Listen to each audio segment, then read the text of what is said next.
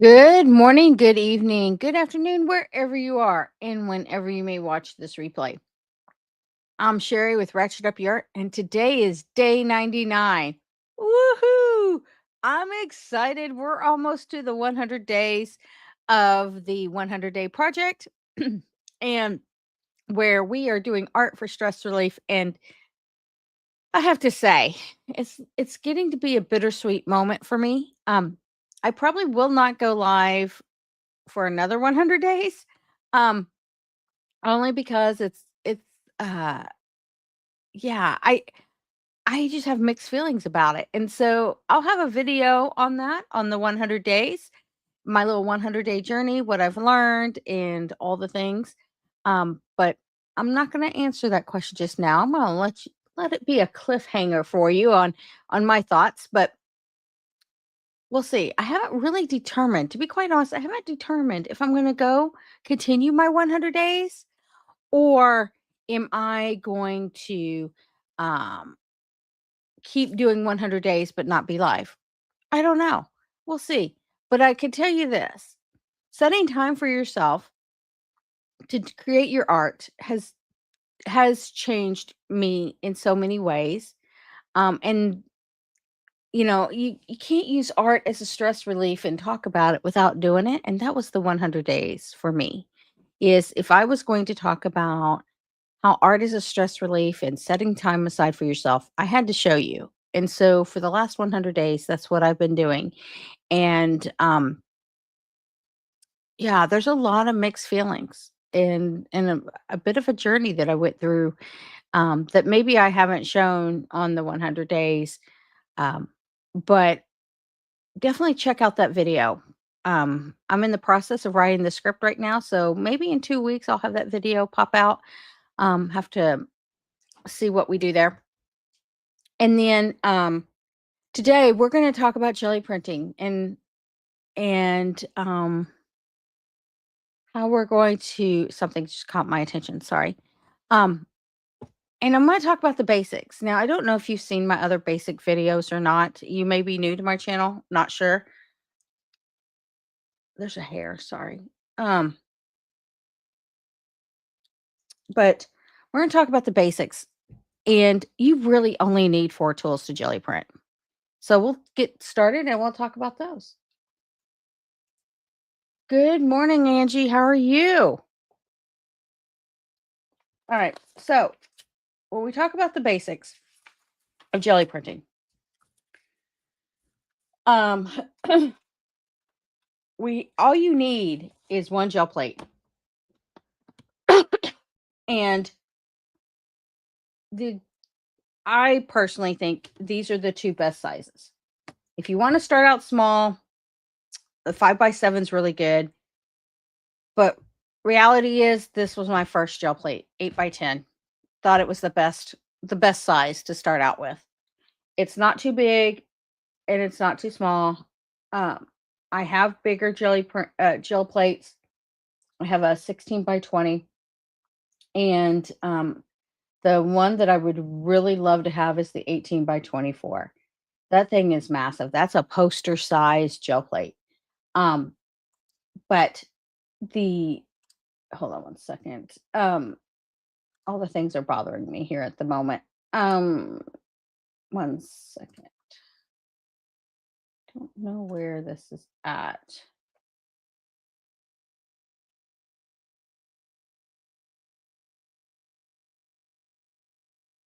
Okay, wow. Don't know where it's at. Okay. Any case, the 8x10 is the best size. The reason why it's yellow is because it's several years old. They last a long time. Both of them. I've had them since before COVID. Yeah, I've had them since 20, I want to say 2014 maybe. So, definitely a little over 10 years, like 11 years. They hold up really well. I've only had to apply some conditioner, not conditioner, hair conditioner, but it's gel plate conditioner to it once or twice. Again, I do not advise, the way I store them is in a gel tin. So I store these in a gel tin that looks like this. And it's the Dina Wakley gel tin storage tin, gel plate storage tin. The size here is what I store them in. Love the way they store in here. The manufacturer will tell you to store it with paper on it and in the clamshell. I'm telling you, that's not what I do. I find that when you use the paper on both sides of the gel plate, it takes the oil out of the gel plate. Not a fan of that because it will stick. So, and yesterday I accidentally left some paper on the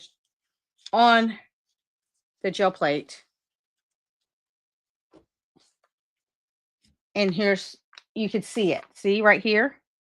When you leave it on the plate with no paint on it, by accident, it leaches the oil out onto your paper. So it makes me go, do I need to put some oil conditioner on here? So the oil conditioner, and I'll get that in just a second here.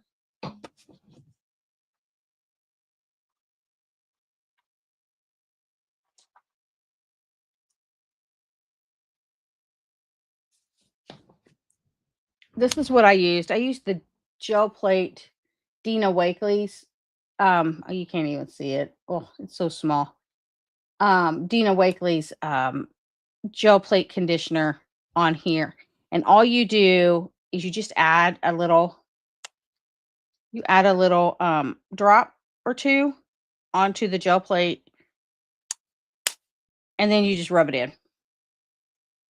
Now, I could tell you, I do not clean my gel plates. I just let it sit and then I use it for the next one. So this right here, the grungy good, if I focused and put paint here, or I've seen some people put, what do you call it? Masking tape to get up the grungy good bits. I'm fine with that. I don't clean my gel plates. Some people really want them clean. Go for it. Like the way you could do that is a baby wipe. You could do a print where you're having hold on one second. Just got my attention here. I just want a little bit more conditioner here. There. Okay. You could tell when it needs to be conditioned because it looks dull. And just rub it in. There. So I got that one. Now, you don't have to do this often. I mean, to be quite honest, maybe once a year, if that, maybe once every 2 years. You don't have to do it. Now, anytime I do leave, sorry, I'll go back to in just a second how to clean your gel plate. But if you do leave paper on here and this is what it does to your paper, I definitely do go back and put in conditioner. So I store them in the gel tin. I do not put paper on them. And my bigger one that I have that's 12 by 14, I put on a baking sheet. And then my 16 by 20, I have it on a baking sheet. Both of those have a lid over them so that they don't get smushed. The other thing I would say about these is the reason why I put a lid over them is because they do get air bubbles. Now, the manufacturer tells you to put paper on there. In my video that I have about the basics of taking care of your gel plate, goes over that. Over time, I don't have a lot of air bubbles in mine because I store them in those tins. So, but the ones when you do, and it's just part of the print. So I get an air bubble in this, it's not a big deal to me. We just drive on. I don't I don't concern myself with all that fuss. So, um so anyway, that's what's going on there. So going back to there, I do not clean my gel plates. You can take masking tape over this if you wanted to and pull up the extra bits. Um, yeah, I just leave it on there. And then to be quite honest, if I really don't like it, I'll sit here and just let and pick it off. I mean, seriously, like you could just pick this off. I just picked that off. If that really bothers you, you can use a baby wipe. Um you can put paint all over it and then pick up the grungy good bits. I just use it until like I can't stand it anymore. See, I'm just picking this off. It just comes off so easily. So, that's the base. I mean, this thing is not intimidating. It is definitely like flexible. It Some people I find are intimidated by this, but I would encourage you to go watch my videos on how to take care of your basic gel plates. I created that video 4 years ago, and everything that I put in there, it still stands today. I still do the same thing. I still store them the same way. Um, the whole 9 yards. So nothing on that has changed my mind that I've created. If it's 4 years ago or whatever, it's one of the very first two videos that I created. Now, when we're talking about paints, you paints is a whole different ball game. You can use cheap craft paint, which I have tons of.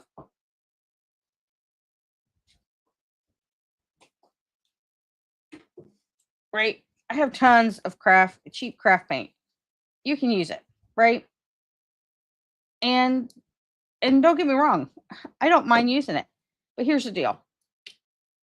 With the cheap craft paint, oh, what is that? We need to mix that up. Get that off of there. Okay. As you can see, I don't use cheap craft paint very often, but I have tons of it. But now I know I need to mix it. Okay, let's see what this does. Oh, yes, much better. Okay. It's all about, on paints, it's all about the viscosity, right? The Whether your paint has a high viscosity or low viscosity. So this right here, and I have a video on that too, but the viscosity of the paint is how much paint you have, how much pigment you have in your paint. This is low viscosity. But if you were to look at this one, this is a higher viscosity. How can you tell? Well, this is more runny and this is thicker.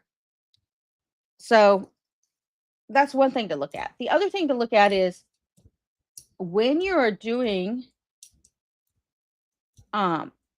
cheap craft paint or thin or low viscosity craft paint, because some paint's not cheap, you will start to see, and you're not seeing it right now, but I'll let it sit there for a minute.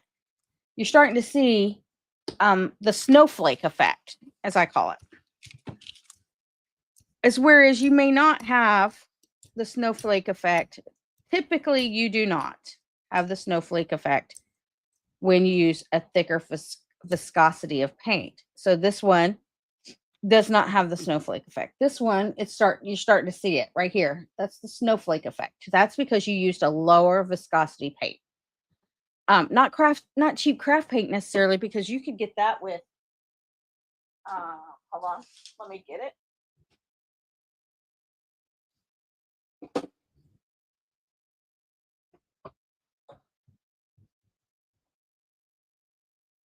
You can get that with Tim Holtz paints.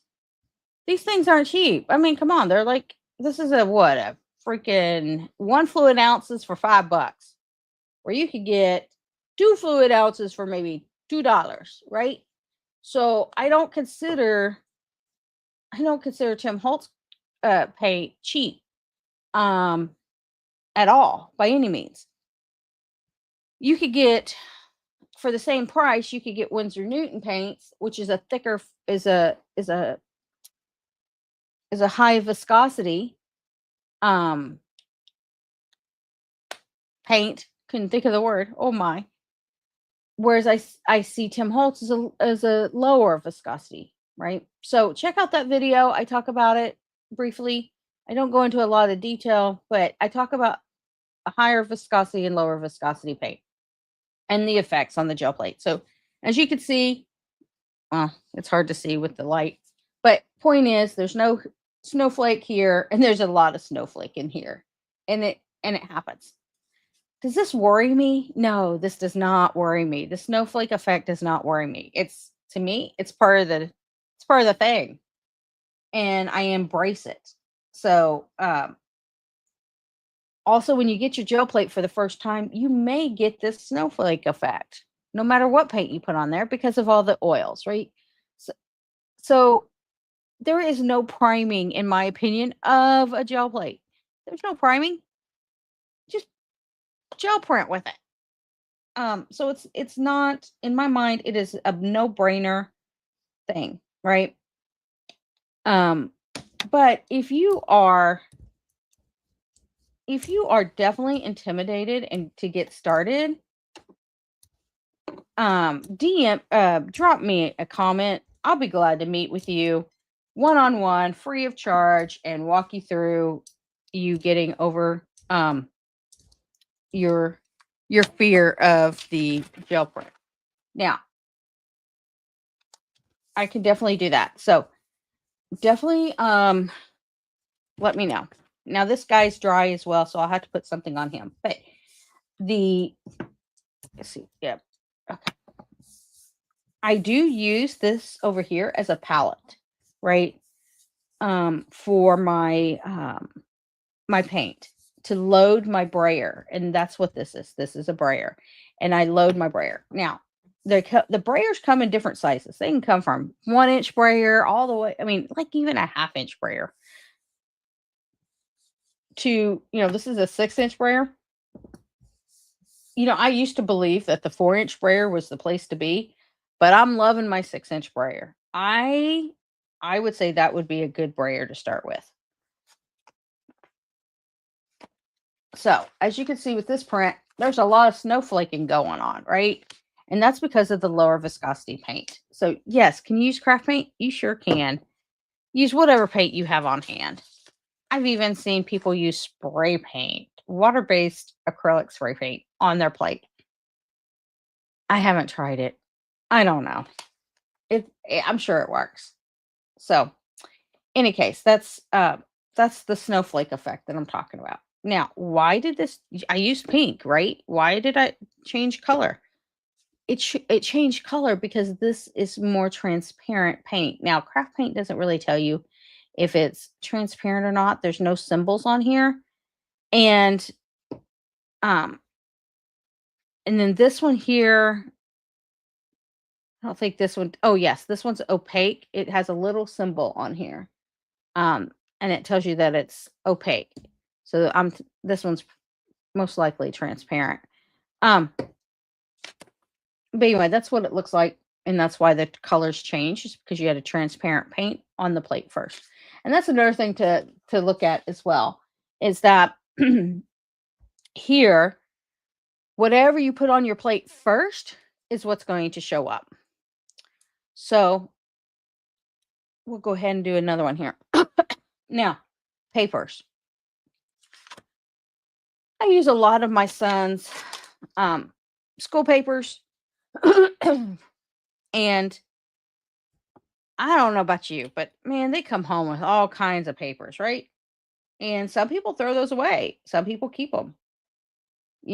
I use them for jelly printing. Jelly print on my son's school papers. And what I find, yeah, see, this is also transparent. I can tell because look how thin it is, right? So, and I didn't put much paint on the plate. But the thing is that graphite on paper transfers to the plate. Not a big deal. Not a big deal at all.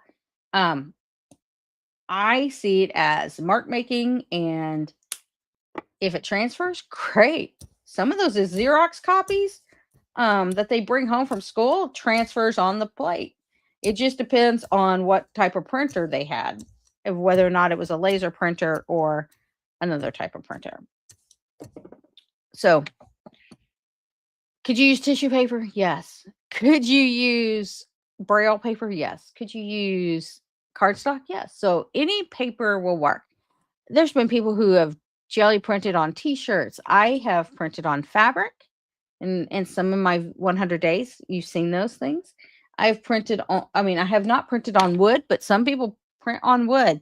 So it just whatever paint transfers to, right, can be printed. Now, is it long lasting? Well, that depends on the paint and the substrate, meaning the paper or wood or fabric. That really depends on that.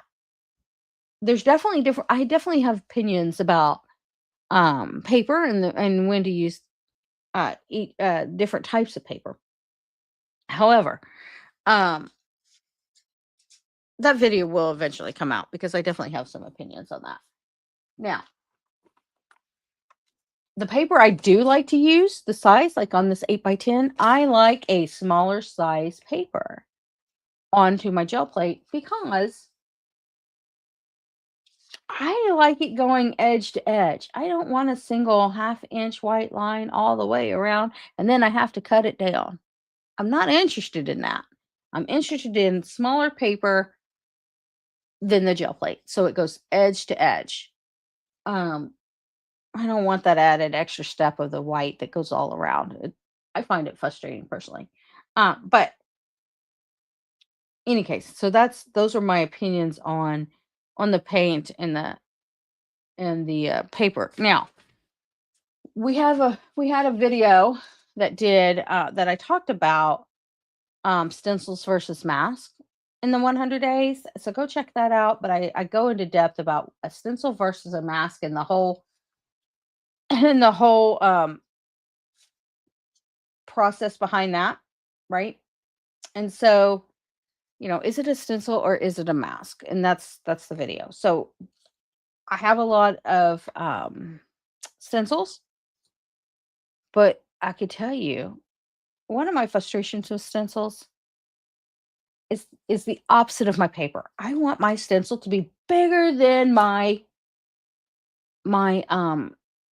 gel plate. Why? Because when I go and gel plate with a smaller stencil, I'm leaving half of it not covered. I'll decide if I want a little piece covered, but give me a stencil that covers my gel plate, right? That's what I'm after. So my bigger ones, that is definitely an issue for there, for sure.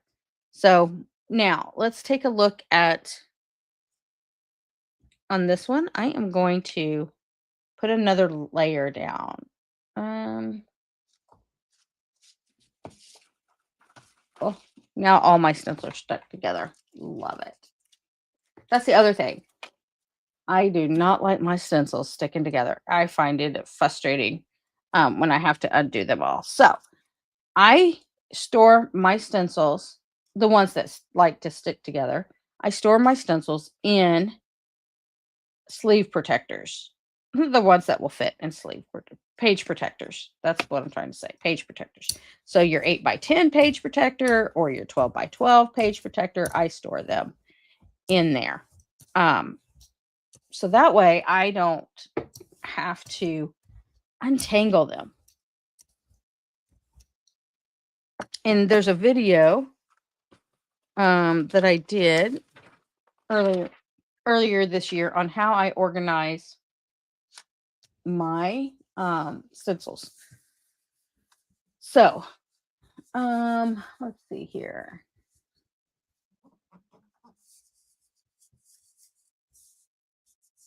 What we got. Let's see what we could pull up with this one. Now, a lot of times when my edges are exposed like this, I will take another piece of paper and I will use it to pull up the paint. And the reason for that is so that I don't have to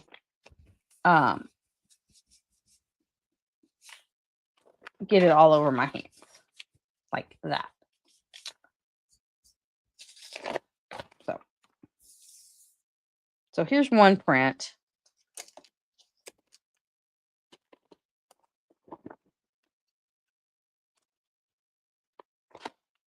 Okay. So here's one print that we did.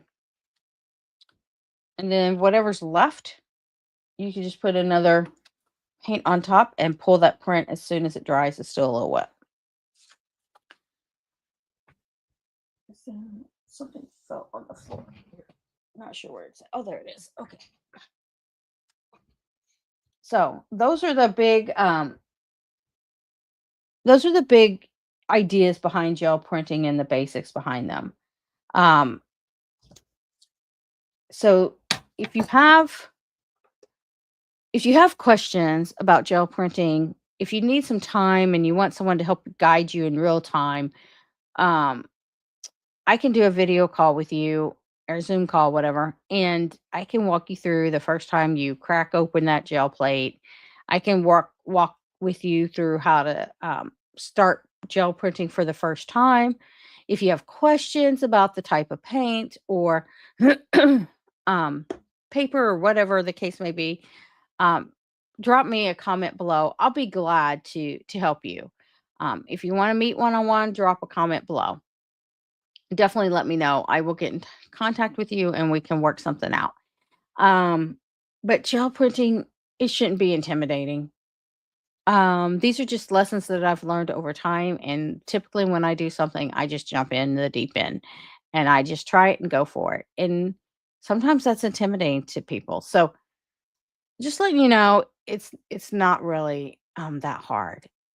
And you can make gel print papers. I have some ugly ones. I have some nice ones that can stand on their own. And I have some diamonds in the rough. And I talk about how to organize your gel prints and how I divide them into categories and what all that means. And so again, check out my channel, comment below, like the videos. That really helps the algorithm. And if you need anything, I'm here. I answer all my comments, and almost as soon as I see them, I usually answer them. So, a couple things. We have the Craft Showdown uh, on June 20th at 9 p.m. Eastern with Eileen Hall. And it's going to be a little different Craft Showdown than normal. Usually it's all random, like we don't know what we're going to get or what we're going to use or colors, the themes, etc. This time we have a general idea of what we're going to do, the die cuts we're going to use, the stamps and the stencils and the colors. So with that, Kara Brandon Creations has her palette kits that you can purchase. Eileen Hall has her May release kit that die cut stencils and stamps that you can purchase. And so that way you could play along with us. And then I also have two digital downloads. I have the pink and I have the teal digital downloads that you can go and pull down. I'm going to have the other colors that go along with Kara Brandon's Creations colors. I'm going to have the other gel print colors that you for sale on my website, and those will be released on Sunday. So I will talk about those tomorrow as well. But you could go right now and you could do a digital download to my website at ratchetupyourart.com and get these two freebies. And then you could try the challenges with us.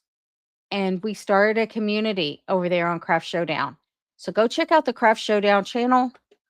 Go check out the Craft Showdown channel.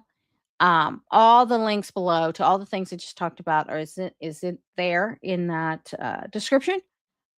We did a live yesterday So with Eileen Hall, check out that area and then join the community. We would love to see your artwork and what you create in the 2 10-minute and the 1 20-minute challenge. So it's a big deal next Friday night at 9 p.m. Eastern. So go check it out and, you know, get the downloads or the digitals or the palette kits. And if you already have the stamps and stencils, drag those out because we're going to be using them in different ways. Some are probably going to be unexpected than others. But in any case, with that, you have a great day. Thank you for watching Ratchet Up Your Art. And I will see you tomorrow for 100 days. Woohoo! We did it, 100 days. So I'm pretty excited about tomorrow. Thank you.